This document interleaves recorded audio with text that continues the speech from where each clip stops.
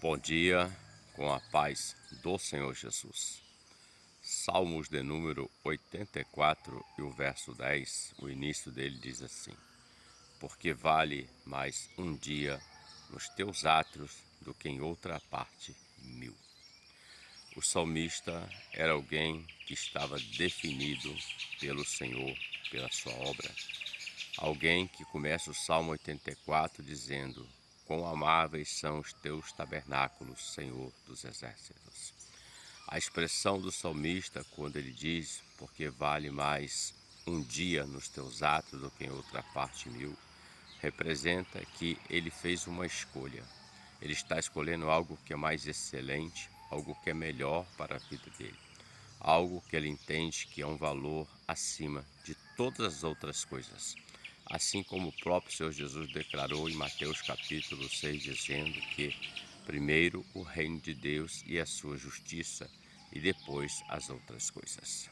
Porém, nós estamos vivendo dias em que parece-me que há uma inversão de valores. Muitos estão amando outras coisas do que os tabernáculos, do que a casa de Deus, do que está na presença de Deus. Muitos faltam aos cultos, faltam às reuniões de oração, faltam aos encontros, faltam aos trabalhos que são pré-determinados para a glória de Deus, como obra do Senhor, para a glória de Deus Pai. Muitos estão trocando valores, basta receber um convite para outra parte qualquer e logo pensa assim, não, outro dia eu vou, afinal de contas, igreja tem todo dia, culto tem outro dia para ir.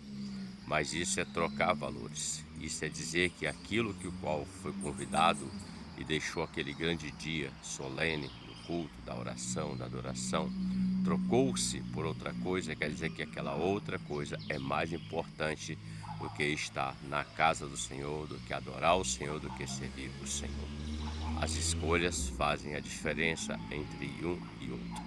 O que diferencia um servo de outro é exatamente a sua experiência com Deus, é a sua fidelidade com Deus. Quanto mais fiéis o homem é a Deus, mais ele recebe de Deus a graça bendita e maravilhosa, na proporção. É graça sobre graça a vida de todos aqueles que permanecem fiéis.